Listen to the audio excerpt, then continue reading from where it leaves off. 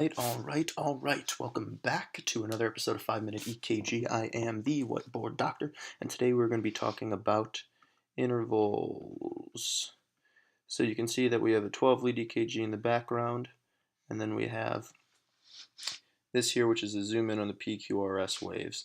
So when we talk about intervals, what we're talking about is the time it takes, so the horizontal or x-axis, between different depolarizations in the heart. And if these intervals are abnormal, it gives us insight into certain heart pathologies, which we'll talk about in future videos. So just as a reminder, we're going to label the different waves. So we have the P wave, Q wave, R wave, S wave, T wave. The first interval we'll talk about is one that measures atrial depolarization to the beginning of ventricular depolarization. So it's going to be the beginning of the P wave to the beginning of the QRS complex. And this is called the PR interval.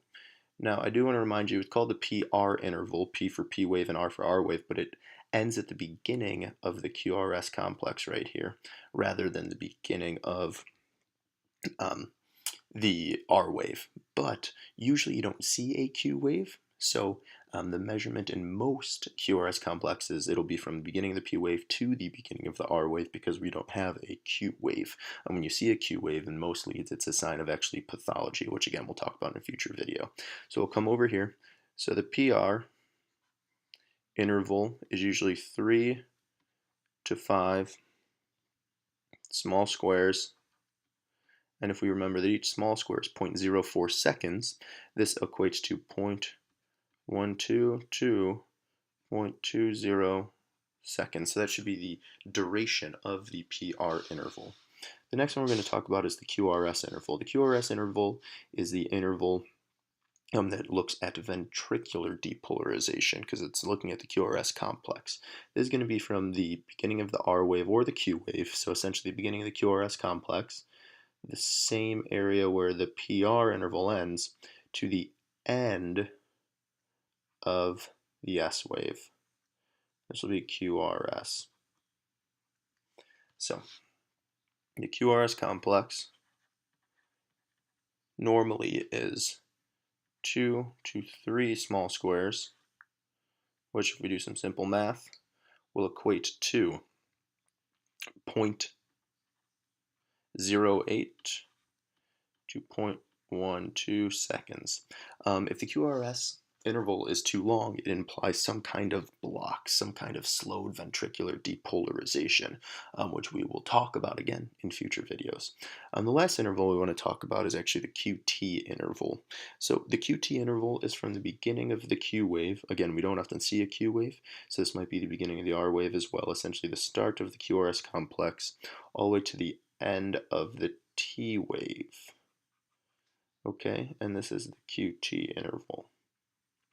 Now, a normal Qt interval, we'll write it over here, equals 0.35 to 0.43 seconds. But oftentimes what we look at is actually not the pure Qt interval, but something called the Qtc, which is the calculated Qt interval.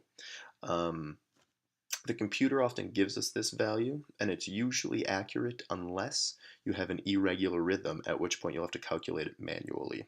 So the reason that we use the Qtc interval rather than the Qt interval is that the Qtc actually corrects for heart rate.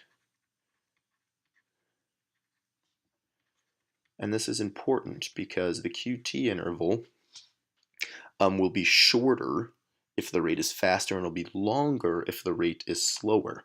And this will obviously put some variance in this interval.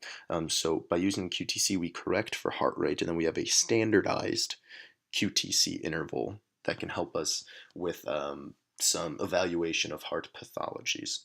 So I will talk about, I'm going to go down a little bit just so we have some room here to write. So the QTC is calculated using something called Bazet's equation. So we'll write that down here. And this is actually the Qt interval divided by the square root of the R to R interval. In males, if this is greater than 450, you can risk something called torsades. Torsades is a polymorphic ventricular tachycardia that can actually lead to death if not treated appropriately and emergently.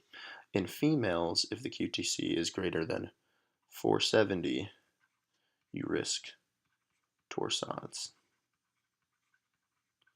So back to the equation here, we see that it takes the RR interval into account, and this is what will standardize it for heart rate, right? Because the RR interval is the amount of time between two separate beats. So just go back in summary.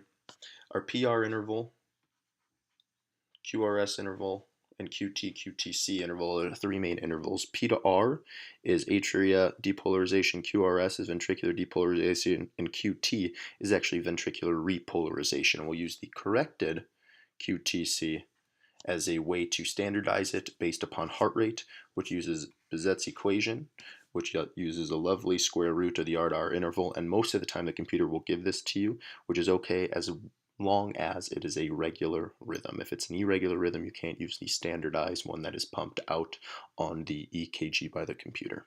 All right. Well, thank you guys for your attention, and we will have some more videos coming. Hope you guys enjoy. Feel free to put any questions in the comments below, and we'll do our best to answer them.